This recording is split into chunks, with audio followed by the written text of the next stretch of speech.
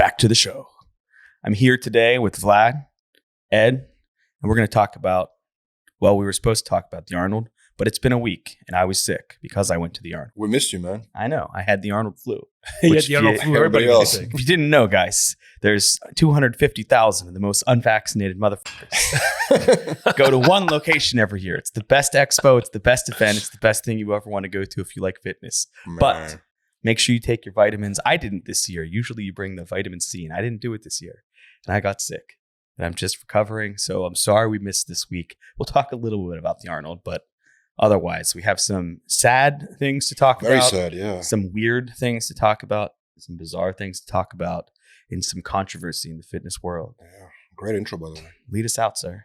So let's talk about Jodi Vance. Very tragic story. A very young tragic. lady passed away during Arnold Classic weekend. Yeah.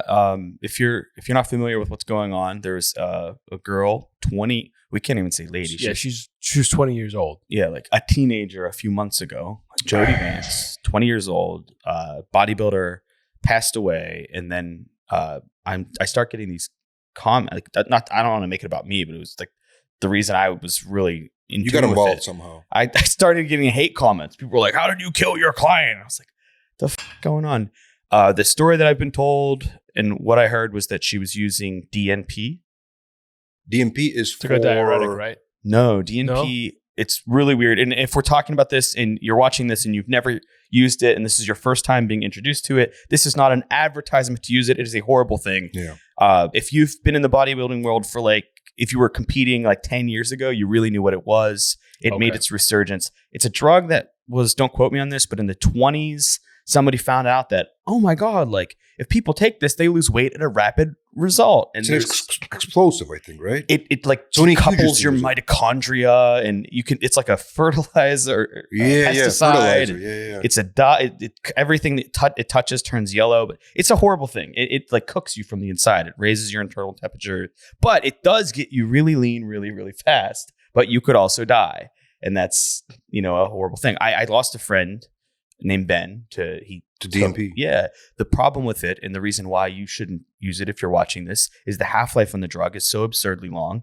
that if you're taking 250 milligrams, 250 milligrams, 250 milligrams, Right. by the third or fourth day, you're in really fucking deep, and it's going to take a really long time for that to come down. They can't regulate Oh your my temperature. God. People die from this. Wow. They cook from Because the from inside. what I heard So is did she they was, find that in her blood? I'm sorry. Did they find her? I don't think it's been long Okay. enough for there to have been a toxicology report or anything responsible like that. This is just what is circulating, what was told, what we knew about her at the time. It could be totally wrong. And what I've heard about her, right? And this is just alleged information, but she was not competing at the Arnold. She Correct. was there coaching her clients, Correct. supposedly. And supposedly she was on diuretics, and she died of something with the heart caused by dehydration. That's what I've heard. I saw Greg's podcast on it, and I think what he hinted at was that she was taking DNP and other things, and then tried to get a little tighter for the expo.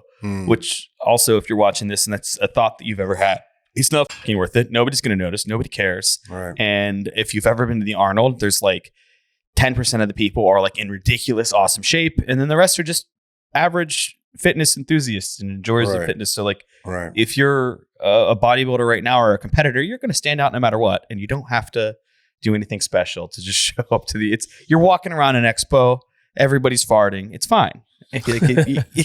Nothing special. You don't have to do anything special. You are going to stand out. Who's her coach, actually? Her coach is Justin Mahaley. And do you know him? Yeah, I know Justin. Did he make a statement afterwards? Yeah, he put a video out and talked about it, and it, it's one of those fine line things where it's do we actually know what happened? And do I think I know Justin. Do I think that he was hey, for the expo this weekend, do the Justin Mahaley? You're gonna do he Do was, the DNP? Yeah, you're gonna take the diuretics. No, people do do crazy shit on their own accord, and until we have a talks or somebody sends some messages or a protocol, who knows what the fuck happened. What I do know is nobody should be using DNP. Of course, 100%. Now, I have a question for you as a coach, right? Sure. Between a coach and a client, there's always a trail of text messages, emails, right? Yeah. And I'm assuming, right, coaches, they tell their clients, take this, and this substance for a competition, let's say, right? let's say something happens to that athlete and he dies or he gets seriously hurt. Do you think the family then can go after the coach, or some kind of like thing they signed? I'm not responsible for it. Can the family go after the coach afterwards? You think? I think in probably most states. I mean, I'm not. I can't give legal advice, but I'd say there's probably some civil liability that you could find. That's what I was thinking too. And it's like you're going to have to go through the motions, but can you prove that this action caused this action? And if there's some interaction, like you could probably recover something. Yeah, it's interesting. And which is why it's like, don't be prescribing or assigning your clients dumb shit. DNP should be a no-go. And there's an unfortunate number of coaches that have like been on record saying like, this is a pretty good thing. Like that's crazy. Tony Hughes used to advocate for it. Yeah, Tony Hughes loved it. That was back in the day when we were doing Enhance, right? Mm-hmm. Yeah, that was probably about 10 years ago. I tried it because it was super huge, crazy story. Ross Flanagan and me both ordered at the same time. DNP was just like coming back on the scene. Every single source had it, and we bought it and used it. And it was miserable, bro. Like, what did they feel like to take it? You're like melting. Like you feel hot all the time. It could be winter. It could be like 40 degrees outside and you're out in shorts and sweating. Wow. Every secretion from your body is yellow. Like your sweat is yellow. I wore a white I was in school. I lived in West Virginia at the time, and I was in class, and I wore a white t-shirt in the fucking middle of winter. I just have a t-shirt and shorts on. Big red flag. Weird. What's wrong with this kid? And I'm sitting there sweating in class. It's fucking cold, and my sweat is yellow. And my white t-shirt has yellow underarmpits. If you cry, it's yellow. Your pee looks like nuclear Mountain Dew. Like everything's just disgusting. And you just feel horrible for 10, 15 days, and then like you could have just dieted longer. Right. Like it just doesn't make any sense. You feel terrible. Like I remember at the gym, my gym had this giant box fan that was on wheels, not a box fan, but it was like a big fan on wheels with a really long extension cord. And I would just wheel it around with me wherever I was and plug it in different spots wherever I was training. So it was right in front of me. Otherwise I was not. So this is, you see now like male athletes and female athletes use this thing. It's like a fat burner, basically. Very toxic. It's a super toxic fat burner that like absolutely works and is totally not worth it. Totally not worth it. So this is obviously a tragic story, right? Still developing. But what's the biggest, I guess, take from it? What would you say about that? We all need to be really responsible about the things that we talk about and the ideas that we put into people's heads. Because do I think that a 20-year-old girl on her own accord, assuming that DNP is the cause of this, we don't know. But maybe she had some freak something. But assuming if we know for a fact that DNP is the root cause of this, do I think that a 20-year-old girl just miraculously had the idea that it's good to take DNP? Absolutely not. And it's our responsibility to, like we started talking about it here, and all I'm doing is telling you guys how bad it is, how much you shouldn't touch it at all. And if somebody offers it to you, you shouldn't take it. You should just diet longer because it's not fun. It doesn't really get you any leaner than you could get on your own. You don't need it for competition prep, and it's just misery. And you could also die. So like there's really no upside to it. Yeah. Just take a little bit longer to diet. It's fine. I mean, people use it. It's a thing. Are 2 or 3 days of DNP bad? Like, no, but people aren't doing that. They're like trying to use it for like weeks on end and stack it together. Like, sure, there's been instances in bodybuilding preps where, somebody that I've known has been like, hey, I'm running this for whatever days, and 4 days. Sure. Like it sucks. And you probably should, I'll caution you against it. But like, if you, Let's put it like this: like you have a prestigious show like the Arnold Classic or the Olympia coming up, and you're going to be in the front running of it, and there's 3 days left, and you need absolutely, if it's dire straits like that, but that's not what was happening here, and that's not most people's reality, and that's pick another show, diet a little harder, pick another day, do more cardio. Like there's just so many other options than DNP. It's the absolute nuclear option. You shouldn't use it. Well, rest in peace to Jodi Vance, and hopefully it's a cautionary tale to a lot of people out there. Yeah, rest in peace. So since we're on the Arnold subject, real quick, what did you think about this controversy about Arnold making comments about the men's physique division? He's saying don't wear the long shorts, and then somebody actually is boycotting. I saw Ali was like, I'll never do the Arnold again. It just struck me as funny because like I've watched every Arnold. I go to every Arnold. I listen to everything the man says, and you could never tell me, and you could never convince me or be like, Arnold loves the men's physique. Like, no, I think that he loves open bodybuilding and loves what he loves. And men's physique is something, like, obviously look at the prize pool. Like, they're not trying to attract you to it. You know, they're paying the open winner $500,000 and men's physique's getting like 10 to 30 or something like that. Like it's a big discrepancy. Yeah, it's a big discrepancy. And you know, it's a free market and a free world, and they don't have to cater to absolutely everything. And if you wanted to win a ton of money, that's not the show for you. But if you wanted the prestige of winning the Arnold Classic, absolutely. And then the other side of it is like, did you hear the actual statement that he said? Like the dude was very insulted about it, but like the actual statement wasn't really that bad. And he's saying they work out legs. Why not show the legs? Yeah. Kind of like that, right? Arnold trolls and gives shit to everybody. Like we were watching, and as soon as we were watching the live stream, we were just talking about this. And Jim Mannion came up and said his piece about something. And as soon as he gets off, Arnold comes back on. He's like, "Thanks for the eye closer, Jim." And then he starts talking about how the Arnold's always been better than the Olympia. Like, that's just Arnold Schwarzenegger. His personality. Yeah, that's who he is. But for many years, he was criticizing the men's open division. He was saying they're out of shape, they don't look right. Yeah. He was doing it for years as well. Yeah, he's never going to be a not outspoken person. Yeah, he critiques it, and he's done it as well in Generation Iron. And when he said it, he was right. Movie. Like when he said it, he was right. And you know, the athletes that were showing up weren't the caliber that he wanted. He was, you know, he's not looking for the mutant kind of like mass crazy. He's looking for aesthetics. In a way, because of his criticism, that's how they started the classic division. Yeah. Technically speaking, it might have influenced that. I think absolutely. That was right around the time. And now it's a huge division. Yeah, and that's a giant moneymaker today. Like, Jesus, is there any, you know, is there anybody that you could say is more or just as popular as Chris Bumstead? Mike Sommerfeld. Yeah, man. I don't know about that. Sam Sulek. Sam Sulek. Oh, yeah. Sam, man. Yeah. What a progress. Sam right? killed it. I saw everybody butthurt about that, which is just really weird. Yeah, people really do hate on this guy. I think if he didn't have millions of followers and those people saw that he won it, they would be posting and be like, "Oh, congratulations, guy. So proud of you. Look at this kid. He came out of nowhere. Who is that guy?" Yeah. And instead they're like, "Fuck you." Speaking of hating, how do you feel about this whole back and forth between Bob Cicherillo and Nick Walker? I love it. I saw Nick made a t-shirt out of it. Bob's like, "I'll be handing you 8th place at the Olympia." Like, oh my God. Good comeback, actually. Yeah. If it comes true though, you know he's gonna spend like 6 minutes saying 8th place. How'd the whole thing start? Bob Cicherillo took a jab at him or something? Right?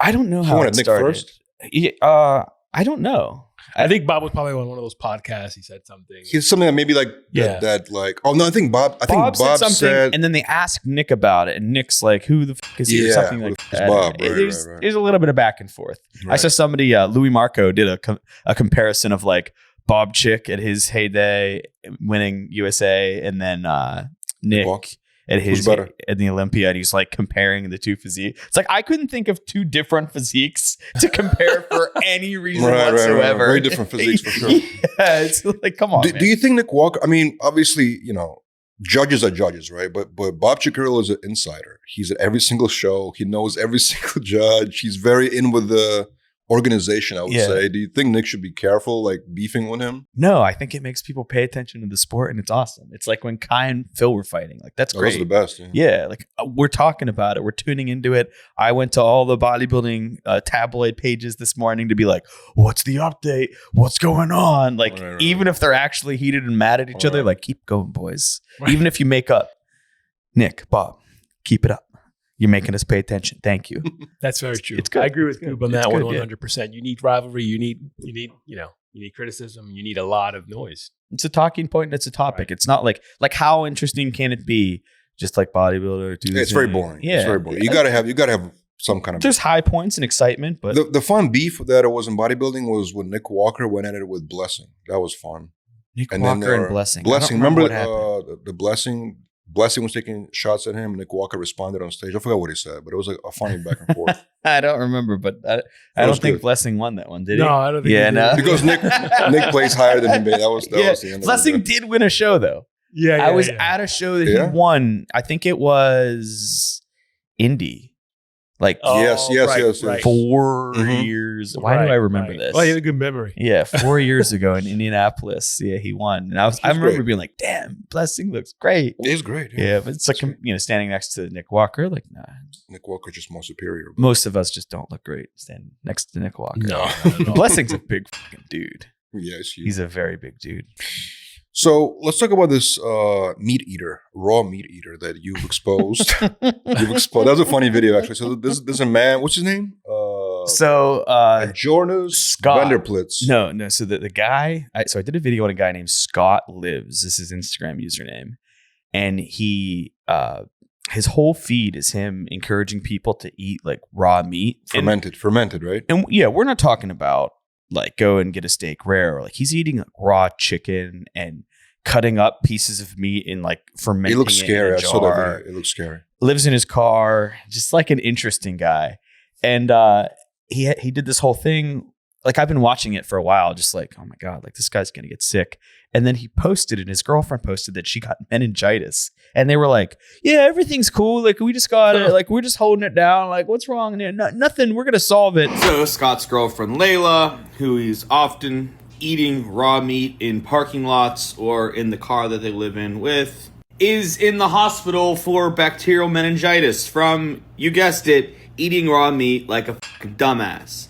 Yes, as it turns out, eating raw meat can be bad for you if all you eat is raw meat. It's not actually the diet that caused the meningitis. It's more like the diet allows you to detox. And I know I'm going to solve it because of, and he links this guy who I'd never seen before. His name is Jonas Vanderplitz. That's what I thought that's what his name was.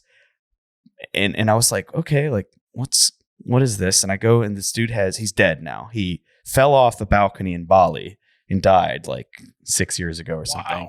Wow. But he's a dude that was born somewhere in the States, like Chicago or Michigan or something. His name is not a Jonas Vanderplitz. So, by the way, the guy we're talking about right now, there are several people out there that have changed their entire way of eating, and they only eat raw chicken and raw beef and drink butter because of this dude that they think is like the second coming of nutrition. He's doesn't have a degree in nutrition. He went to school for like computer science. He's like severely autistic and admitted like he's like, I'm autistic. He just decided that he was going to start eating raw meat to cure all of these ailments that he thought he had, and did so. You need to look at this guy's website. We'll put a link. It's like jonasvanderplitz.com. He's dead already, obviously. He's dead. He fell off a balcony in Bali and died. Wow. He refused surgery and thought he was going to heal himself naturally, and then just ended up dying. Very weird. But apparently he accepted the pain medication. That's what Wikipedia said. Wow.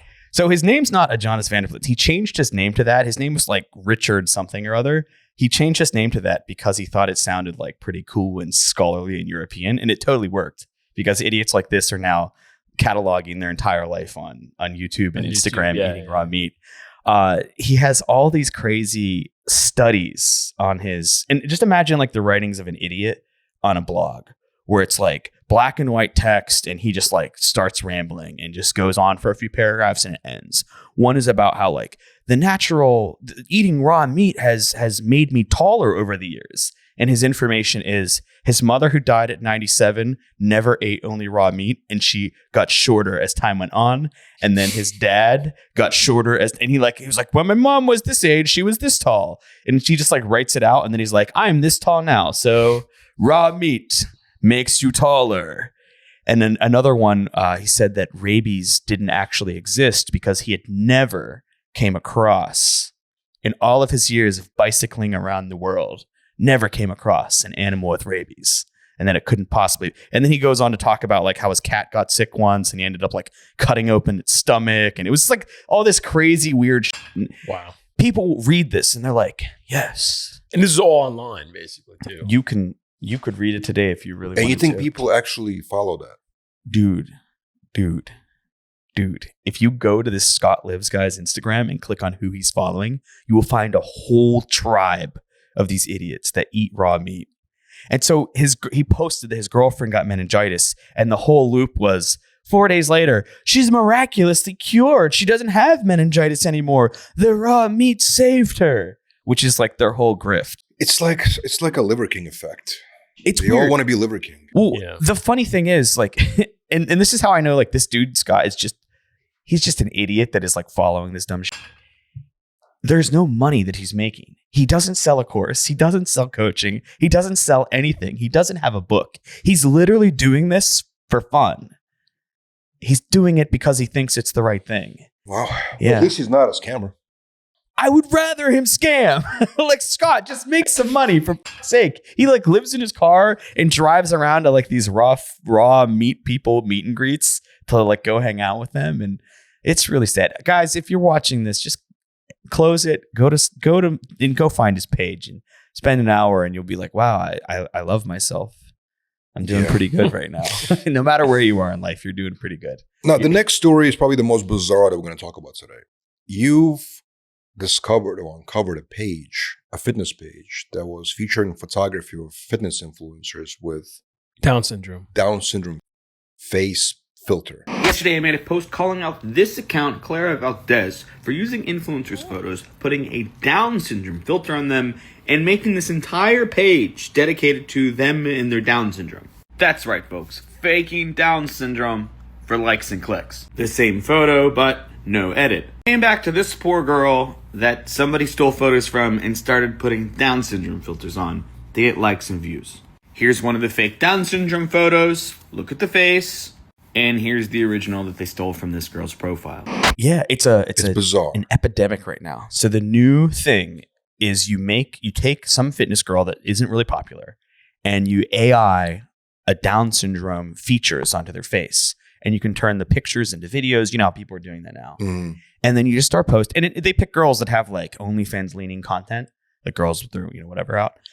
And post and post and post, and you'll get a ton of followers. Make sure the captions and the titles say something about how, am I pretty even though I have Down syndrome? Like all sorts of crazy shit.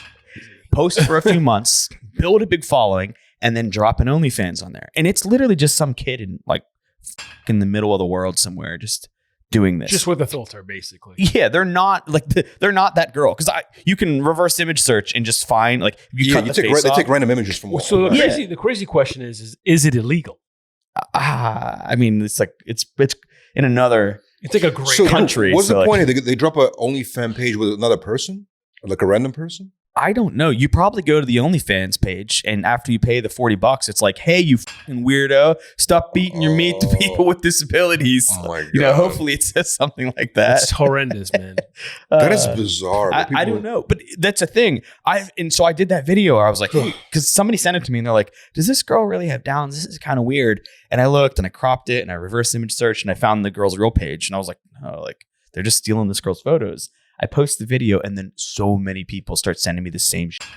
Oh my people God. are doing the same thing. And there's like pages and pages and pages. So clearly two things are at play here. One, you're super weird for doing it, but are you not more weird if you're the guy following it? Yeah, the guy thought that's who they're trying to attract, right? Because that's the people. And then they go to the OnlyFans page after that. That's If the society didn't accept it, it wouldn't be like that's weird. right. Yeah. Anyway, I mean, that's also a on borderline. I mean, I think completely. Number one, it's something. it's sick for sure. Perversion. It's something. It's Green Ranger Kyle. Of course, we know him very well. Yeah. I know his dad, and his dad came up to me. Joe, Arnold, he's like, dude, I'm so mad about that. I was like, yeah, dude, it's like weird, right? Like he commented on the thing too. He was like, man, it's just disgusting. Like it is disgusting. For you to be like, all right, I need to make some money. Like, how do I get disability, basically? Yeah. And what can I do to make some money today? Let me hustle fake OnlyFans girls with Down syndrome filters on Instagram. Check. Will you continue to call those out, Vic? I'm doing one today. I'm doing one. Wow. Depending on what day today is for you, it may already be on my page. Oh, you're gonna get Goob now. So you made a interesting video about the net carbs and bread. Oh my! And you exposed fucking God, Lego McDonald or whatever it is, dude. So I do a video on I'm criticizing net carbs. I hate when they put the really low. So you know what net carbs are? The concept of net carbs. If you're watching this and you do not know, it's fiber, total carbs. So say there's 40 carbs in something, but 20 of it is fiber. They only have to count 20 of those carbs, so 80 calories instead of 160 calories. But the truth is, and Lyle, I see Lyle says this too, that it's more like 1.5 to 2 calories per each. It's not 0. So if they put 0 calories for that 20 carbs, they're lying. It's more like 40. Right. So I did a video criticizing this bagel company that puts 70 calories in the front. But if you do the math, it's somewhere between 140 and 190 calories. That's just how it is. And Lyle comes into the comments and he said, Goob, this is a really ignorant one, even for you. And I replied and I was like, and he says, it's actually 1.5 to 2 calories per carb. And I respond and I was like, well, Lane, I agree with you. Like if you do the math, it's twice as much. So instead of it being 70 calories, it would then be 140 using his math. Right. We have 1 gram of fat, 37 grams of carbs, and 9 grams of protein. But wait, there's 4 calories in a carb, 4 calories in a protein, and 9 calories in a fat, which adds up to over 190 calories for this bagel. And Lyle, whose nutrition sense is way better than his math, clearly, said this. This is some ignorant shit on your part. It's more than 70, but not the value you gave. Lyle makes the argument that fiber should be counted at about 2 calories per gram. Adds up to 132 calories. And then he just, a lot of screeching, a lot of, I don't know if you've ever been to his page, but all of his videos are recorded like on a Motorola Razr, I think. And it's just like lots of screeching. There's like a 10-minute Razr video. And he's going on and on about how I'm wrong and talks about like gut biomes and like just crazy. Like, dude, just admit that you're wrong. Like, it's my video was, hey, this is misleading. It's misleading to say 70 when we know it's probably a lot more than that, and twice as much as a lot fucking more than 70, like 140. Like, hey, you make $4,000 a month. We're not paying you that this month. It's $2,000 a month. Lane, are you happy? The answer is no. God. Jesus But Christ. the companies can get away with it, right? Because technically, like the FDA says that they can do it. Right. And that was one of his other arguments. He was like, well, the FDA allows them to do this. Like, I don't care. Like, do we love the FDA all of a sudden? Like, do you just love the government? Like, I don't know. The FDA does dumb shit all the time. Tic Tac's allowed to say 0 calories on their sugar. It's a Tic Tac is literally a box of sugar, and they can say 0 calories as long as the serving's appropriate. Like, that's it's interesting. Huh? Yeah. Wow. So everybody gets away with it, basically, especially in probably protein powders and all that stuff too. Yeah. Well, Like other ingredients. I mean, you can be off by like 10 or 20%. There's like tons of little wiggle, and they never are like, let's be entirely transparent and good people and just put the exact total on here. It's always like, it's never really the exact total. how can this look as attractive on the shelf as humanly possible? 70 calories. That's what we'll say. did the bagel company reach out to you yet? Who? The bagel no, company. no. Maybe they will. I don't think they care. They're probably selling these bagels hand over fist, and then after all the scientific weirdos got after me, and they're like, "No, guys, ignore it. Listen to me." Those people are like, "Oh, I'll just keep eating the bagel. It must be 70 calories." Yeah, he must have been wrong. That was weird, by the way. In New York, you won't find that problem. Yeah, they just eat a regular fucking bagel. Right. All right. And lastly, we want to talk about this trend that's happening when people put IFBB Pro in their profiles and then they're not actually IFBB Pro. Have you called people out like that? I got a guy today or yesterday. Yeah, he had IFBB Pro, and then right under it was a coaching link, and I called him out, and he's like, "It was just a joke. Like, it's a prank, bro." Like, no, it wasn't, because I clicked the coaching link before to make sure that it would go through. It's like, yeah, you could fill it out, all the details, pay him, and yeah, it was not a prank. He just was trying to mislead people, which is weird because it's like, I don't know, man, go compete. He competed in the OCB and got like second place in a novice class of like, I don't know, probably 2 people. I didn't really look that much into it. It was real sad. I guess these days there's so many pros that they think they can get away with it without people doing that. I found that as soon as I posted that, like 5 other people were like, "This guy says he's a pro, and I don't think he is."